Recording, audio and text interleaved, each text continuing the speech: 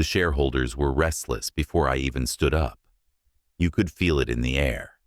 Tapping pens, shifting chairs, the faint metallic clink of coffee spoons against porcelain. It was the last quarterly meeting before the fiscal year closed, and they were bracing for another long parade of charts and buzzwords. I didn't give them either.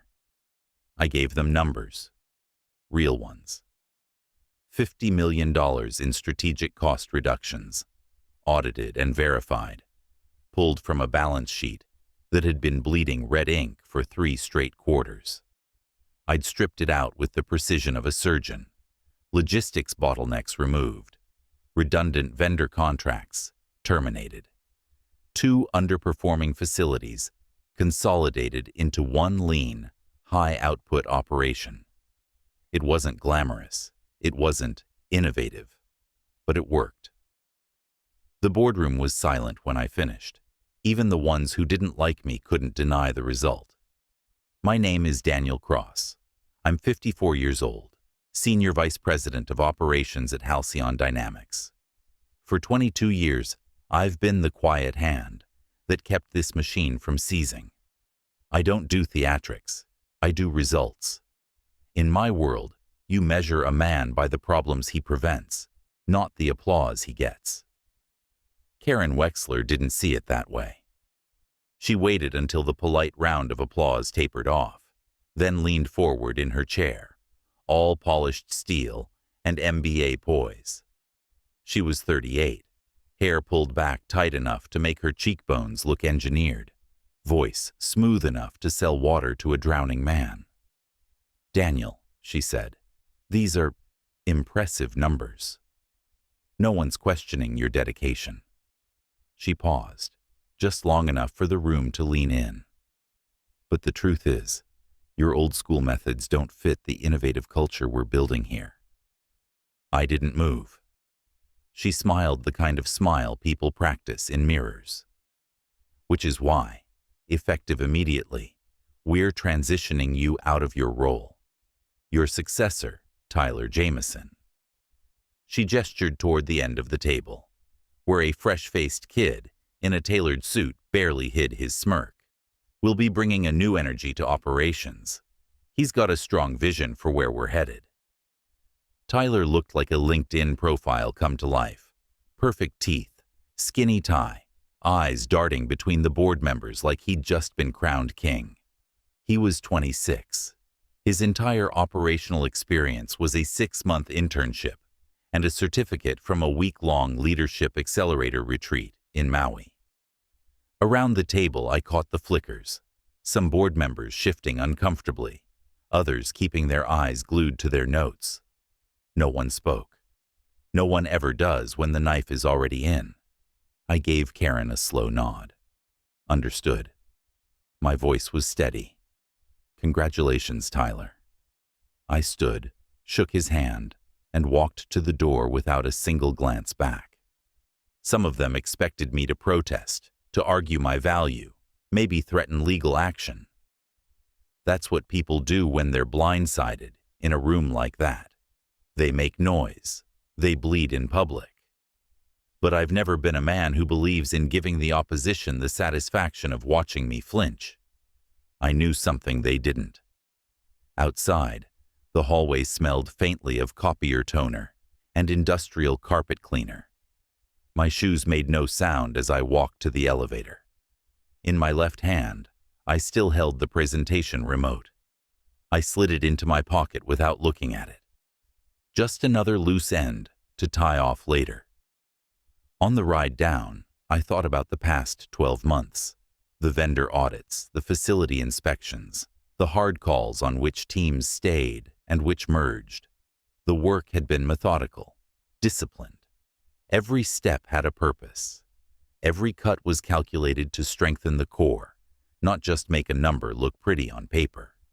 They saw an old man trimming fat.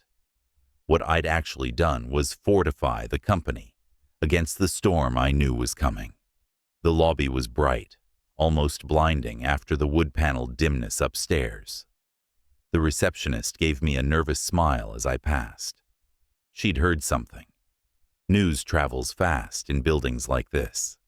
I pushed through the glass doors into the chill afternoon air. I didn't feel anger. Not yet. Anger wastes energy, clouds judgment. What I felt was the same thing I'd felt years ago in a very different place. Heat on my back, static in my earpiece, a voice on the radio telling me the plan had changed. In those moments, survival didn't come from speed or strength.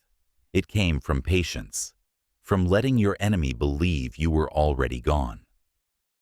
The first time I learned that lesson, I was lying in the dust behind a broken wall in a city whose name you'd never recognize, listening to gunfire echo off concrete.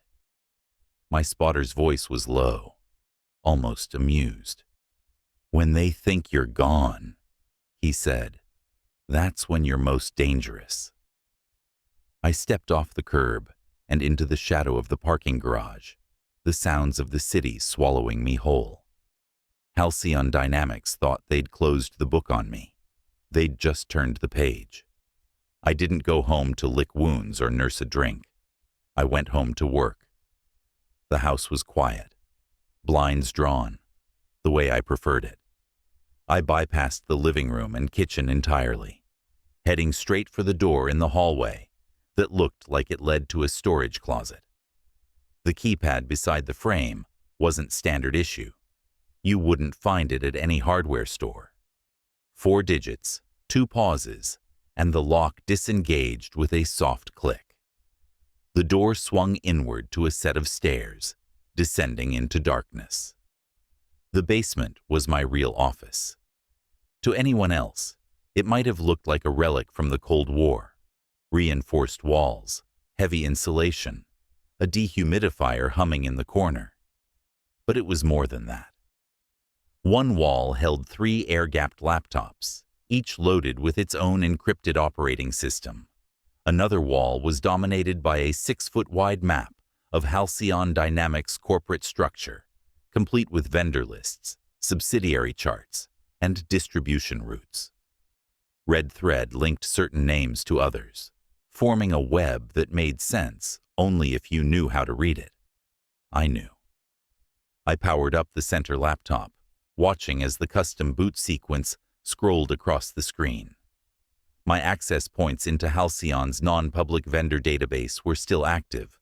Someone upstairs had forgotten to revoke them. Carelessness, or maybe arrogance. Either way, it worked for me. The information I pulled wasn't technically illegal.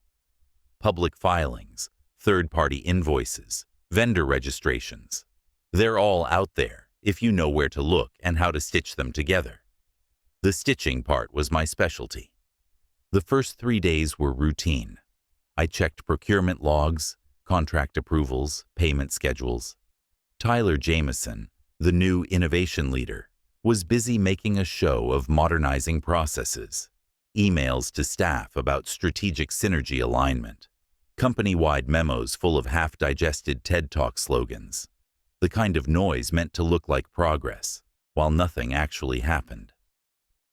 Day 4, I saw the first real anomaly, a $100,000 payment authorized to Synergy Consultants LLC for workflow optimization. No deliverables, no project codes, no work orders. The LLC was barely 6 months old, registered to a P.O. box in a strip mall 2 towns over. I flagged it. 2 days later, another transaction popped up, $2.5 million, routed through a vendor I'd never seen before, Apex Global Solutions. Their registration led to an office suite in Miami, but the lease was in the name of a holding company in Belize. Shell within a shell. I'd seen this pattern before, not in boardrooms, but in black market procurement for overseas operations. I dug deeper. Corporate registration records, cross-referenced with trade licenses, tax filings, and utility accounts. The chain eventually led back to a single name, Martin Feld. Feld wasn't on Halcyon's payroll, but he was married to Karen Wexler's sister. The connection was buried under 3 layers of corporate camouflage, but it was there. Money was moving directly from Halcyon's capital reserves into Feld's offshore accounts, laundered through fake consulting contracts. I leaned back in my chair, staring at the map on the wall. It was one thing to be insulted in a boardroom. It was another to watch the same people gut the company from the inside. And they thought no one would notice. Or worse, they knew the people who might notice wouldn't have the skill or the will to do anything about it. I didn't move yet. Acting too soon would give them a target to hit back at. Instead, I built the record. Every invoice, every transaction, every shell company registration was logged, time-stamped, and backed up to a drive no network could touch. I created a second curated file, a leaner version without the more sensitive sourcing methods, and sent it through an encrypted drop to 2 board members I knew still had spines. No explanations, no commentary, just data. Let them wonder where it came from. The rest of my days blurred into a rhythm I knew well. Mornings spent combing through procurement updates, afternoons mapping connections, nights cross-referencing offshore accounts. It was like slipping into an old uniform, one you thought you'd retired, but that still fit better than anything else in your closet.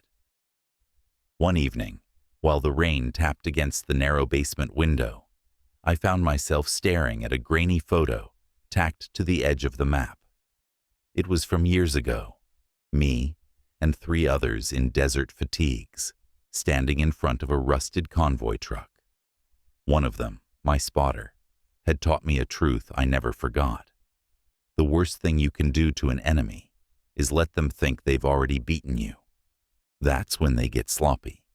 That's when they expose themselves. I shut down the laptops one by one, the room sinking into shadow with each screen that went black. The evidence was growing, the connections were tightening, and Karen Wexler had no idea the man she'd dismissed as old school was watching every move she made. You don't win by striking first. You win by letting them believe they've already won. The first week after they handed Tyler the keys, the hallways at Halcyon felt different. You can tell a company's temperature by how people carry their coffee. The old guard used to walk with an easy slosh, trading jokes by the elevators. Now they kept lids clamped, heads down, sprinting from meeting to meeting with that brittle stare of someone waiting for their name to be called. Tyler's first memo hit like a stun grenade. Strategic realignment to accelerate innovation. And then, the cuts came. He started with the expensive graybeards, the ones who knew how the machinery truly worked, then moved to the floor supervisors who could spot a failing run by sound alone. In their place, he brought in contractors who had clean resumes and cheaper hourly rates, arms full of templates and slides. The line managers were told to trust the process. The process trusted no one. Productivity didn't just dip, it cratered. Changeover times ballooned, quality escapes trickled into customer complaints, and the conference rooms filled with synergy workshops that produced colorful mural paper and not much else. I watched from a distance as Tyler installed a daily huddle on metrics he didn't understand, and then punished anyone who surfaced an inconvenient number. The staff learned quickly. They stopped surfacing. They survived by silence. I've seen units die like that. People blamed inexperience. I didn't. The timing, the targets, the velocity. It read like a playbook. You gut institutional memory, introduce noise into the accounting streams, and exhaust the rank and file until they'll accept any savior who promises normalcy. That isn't incompetence. That's prep for a hostile takeover. You make the price look cheap, then invite the wolf in a suit. The whispers began 2 weeks in. A hedge fund analyst asked a pointed question on an investor call and got steamrolled with buzzwords. Vendors started calling accounts payable twice a day, asking if invoices would be honored. An old friend in procurement texted me a photo of a whiteboard covered in acronyms and arrows pointing to nowhere. The stock slid 1% on Monday, 2 on Wednesday, then 5 in a single sickening swoop after a rumor landed on a blog. I could hear the rattle in the pipes. Shareholders don't fear bad news. They fear uncertainty. Panic is a kind of heat. You can use it. Patience is a lesson I learned the expensive way. Years ago, in a city that never made the news, I sat behind a crumbling wall with dust in my teeth and a clock in my head. We were supposed to move on a courier who ran money for men who bought death at wholesale prices. My spotter said we had the window. I said we wait for the second confirmation. We waited. The second confirmation never came, but a second truck did. Wrong uniforms, wrong flags. By the time the radio stopped screaming, I was holding a man whose name I still can't say without tasting grit. I tell myself caution saved civilians down the block. I tell myself a lot of things. The reality is simpler. I hesitated. 2 men didn't come home. I don't confuse patience with paralysis anymore. I built the cage and then paced inside it until it fit my stride. While Tyler threw parties for his consultants, I laced data tripwires into the public filings, tiny legal markers in footnotes and schedules that would react to creative accounting like a smoke alarm to burnt toast. You can't falsify accruals by even a few basis points without nudging an index I already mirrored off-site. The moment their numbers tried to breathe a lie, automated packages would land on desks at the SEC and the State Attorney General's office with tidy ribbons labeled, "For your convenience." Gray zone work isn't about hacking. It's about arranging truth so it can't be avoided. I layered more redundancy than they deserved. A trigger on extraordinary vendor concentration, another on late-stage capital reclassification, and a third on non-recurring restructuring charges that recurring companies somehow love. All of it backed by copies of originals, metadata intact, hashes logged to a ledger no one in our orbit could edit. If they wanted to make the quarter look prettier than the mirror, they'd have to do it with 3 cameras pointed at their hands. In the daytime, I stayed invisible. I let the emails circulate about my retirement and my gracious transition. At night, I walked the edges of the old industrial district and cleared my head the way I used to, counting steps between streetlights, naming the shadows, and dismissing them. On a Thursday, I drove to a cemetery on the south side and parked by the third oak from the entrance. Her stone faces east. She liked the mornings. I brought nothing, no flowers, no trinkets. She never wanted clutter. I told her the truth I don't tell anyone else. That the company plan we sold to the world was almost stolen once before. Back when a vendor we trusted slipped an extra clause into a renewal and almost shut down a plant until we paid their ransom. She called it by its real name, greed. She said greed isn't a business model, it's rot. 6 months later, a driver cut a corner in a truck he never should have been in, and the brakes didn't hold because the maintenance contractor had underbid the work he wasn't qualified to do. Cost savings, innovative culture. They wrote accident on the report. I wrote something else in my head and felt it calcify. I told her it was almost time, that I'd built the rails and the train was coming whether anyone believed in tracks or not. I told her I'd try to do it without burning the innocent. She would have smiled at that, soft, then sharp. She hated martyrs. She liked plans. On the way back, the dashboard lit with a price alert I'd set and forgotten. Halcyon dipping under a threshold that activates a certain breed of predator.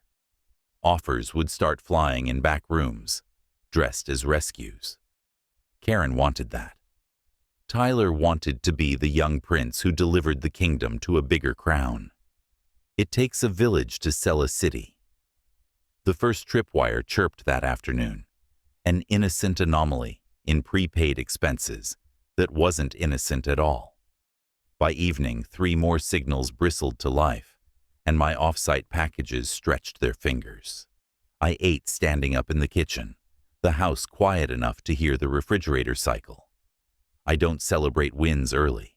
I don't mourn losses long. I count.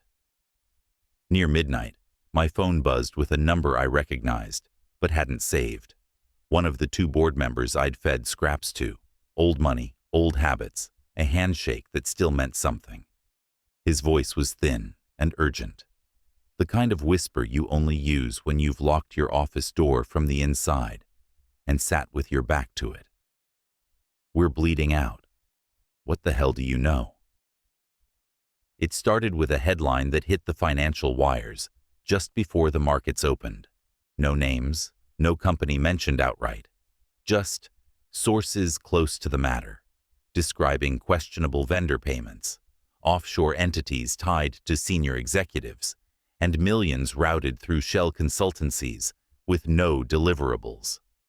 By mid-morning, the blogs had the names. By lunch, cable business channels were running lower third banners with Halcyon's logo next to the words "Executive Misconduct Allegations." The stock chart looked like a cliff face. 20 minutes after the first televised panel, the shares were down double digits. Mutual funds started unloading. 2 of the company's largest institutional investors issued formal demands for an emergency board meeting. I'd seen firefights start slower. Karen Wexler made her first move at the noon press conference, standing at the podium in the atrium, flanked by 2 PR handlers and the company's legal counsel. She blamed legacy systems for the payment irregularities. She invoked previous leadership twice, each time letting her eyes skim the crowd just long enough to suggest a villain who wasn't present. It was a good performance for the cameras. But the truth doesn't care about lighting. I didn't watch the whole thing. I had somewhere to be. Walking into Halcyon's headquarters after months away felt like stepping onto a stage I'd helped build and then walked out on. The security desk recognized me but didn't challenge me. Old habits die hard when someone used to sign your paycheck. I carried a plain black folder under one arm, thin enough to look harmless, heavy enough to matter. The elevator ride to the top floor was slow, the kind of slow that makes you hear your own breathing. Outside the boardroom, voices rose and fell like waves, crashing against stone. I didn't knock. The room was exactly as I'd left it. Long mahogany table, leather chairs, wall-mounted screens showing market data in angry red. The air was tight with perfume, aftershave, and panic. Wexler froze mid-sentence when she saw me. "You don't have," she started, but I was already moving. The chairman, an old man with a face like weathered oak, looked from her to me. "Daniel," he said slowly, like the name had just come back to him. I placed the folder in front of him and slid it across the polished wood. Every transaction, every timestamp, every offshore account tied to Halcyon funds, along with the network of shell vendors used to move the money. My tone was even, almost conversational. The pattern is clear, and it didn't start under my leadership. He opened the folder. Inside, neat stacks of printouts, diagrams, and account summaries formed a trail anyone could follow, if they weren't trying to hide it. Wexler's voice sharpened. "This is fabricated. It's—" I didn't look at her. "Every document in that folder is already in the hands of the SEC and the State Attorney General's office. This is for your reference only. They'll be in touch." The chairman's eyes moved over the pages with a steadiness I recognized from men who've been in worse rooms than this. Around him, the other board members were murmuring, flipping through evidence they hadn't seen before. Wexler's control cracked for just a second. I saw it in the way her jaw set, in the sudden stillness of her hands. She understood in that instant what I'd done, and when I'd started doing it. Every approval she'd signed since the day she fired me had been under quiet surveillance. Every attempt to bury a transaction had been logged, cross-referenced, and preserved. She thought she'd taken my position. She didn't realize I'd kept the high ground. The room shifted. Legal counsel leaned toward the chairman, whispering in his ear. Two board members rose and stepped into the hall with their phones already pressed to their ears. The screens on the wall kept bleeding red, but no one was watching them anymore. "You'll need to act quickly," I said, straightening. "Delays will look like complicity. You have one chance to show the market you take this seriously." The chairman nodded once, slowly. "We understand." I didn't stay for the deliberations. That wasn't my part to play. My role was already finished. In the hallway, the air felt different, charged, like the seconds before a storm hits. Downstairs, the security staff didn't meet my eyes as I passed. Outside, the wind carried the low wail of approaching sirens, growing louder with each step toward the street.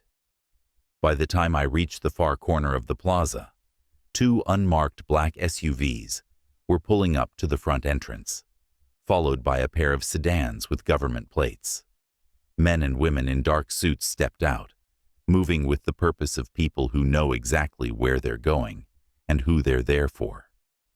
Behind the glass facade, I caught a last glimpse of the boardroom through the angled reflection. Figures standing, some moving toward the door, others frozen in place.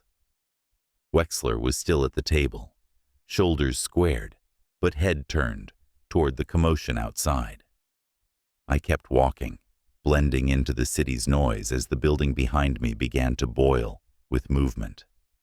The sirens cut off abruptly, replaced by the muffled churn of orders being given and doors being opened. By the time they reached her, I was already another face in the crowd. They took Wexler first. Two agents flanked her on the way out of the building, one hand gripping her arm just above the elbow, the other keeping her bag sealed under chain of custody. Her face stayed flat for the cameras, but I caught the twitch in her eyes when she saw the transport van. That's when it hit her. There would be no backroom deal, no smooth resignation letter, no staged handoff to focus on personal matters. This was public, permanent, and federal. Tyler didn't go quietly. He had his hands out in front of him like he was explaining a bad grade to a disappointed parent, stumbling over buzzwords and half-formed excuses as two more agents pulled him toward the elevator. Somewhere between the lobby and the front doors, he realized no one in that building would look at him again. The cuffs sealed the point. By the time the board reconvened that afternoon, the emergency had shifted from contain the damage to rebuild what's left. I was summoned to the top floor, not with a formal request, but with a single text from the chairman. "Come upstairs." The boardroom was quieter than it had been in years. Every screen was turned off. No one was pretending to multitask. The chairman cleared his throat. "Daniel, the board would like to appoint you interim operations chief. We need stability. We need someone who knows the bones of this company." I looked around the table at faces that, a few months ago, had watched me walk out without a word. "I didn't come back to lead," I said. "I came back to clean." The silence stretched for a beat before the chairman nodded, understanding it for what it was. A refusal. That didn't mean I left them adrift. The recovery plan I'd been drafting in my head since the first signs of rot was already written, printed, and ready. Vendor contracts renegotiated under honest terms. Capital allocations restored to the divisions that kept the lights on. A full rehiring of the veteran staff Tyler had discarded. each one returning with back pay and no black marks on their personnel files. It wasn't charity, it was efficiency. The machine runs better with the right parts. I stayed just long enough to see the first corrections take hold. Procurement stabilized. Production schedules returned to normal. Customer service queues shrank by half in a week. The market noticed. The stock ticked upward, slow at first, then with the kind of momentum that draws the analysts back into the room. In the press, no one used my name. I made sure of that. The public didn't need a savior. They needed a functioning company. To most people in that building, this was about salvaging a brand, saving face in front of shareholders. For me, it was never about that. It wasn't even about being fired. It was about what Wexler's scheme would have cost if it had gone undiscovered. Halcyon's pension fund was the largest single block of capital in the company. Billions held in trust for thousands of employees, past and present. My best friend from my service days was one of them.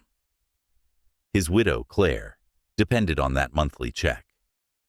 She'd been there the day we buried him, standing straight-backed in the rain, refusing the umbrella someone tried to hand her. I promised myself that day I'd watch her 6 as long as I could. Wexler's plan would have gutted that fund in less than a year. For Claire, for everyone like her, that wasn't acceptable. When the recovery was stable enough to hold without me, I cleared my desk in less than 10 minutes. No farewell party, no press release. I didn't take the elevator. I used the service stairs. The side door opened onto the same street I'd walked away from months before, and this time, I didn't look back. The city was cooling into evening, the light thinning to gold and shadow. I blended into the pedestrian flow until Halcyon's glass tower was just another shape in the skyline. Somewhere inside, they'd keep patching what I'd repaired, and maybe they'd remember the lesson for a while. But my part was over. They called me old school. Maybe I am. Old school doesn't mean outdated. It means I finish what I start.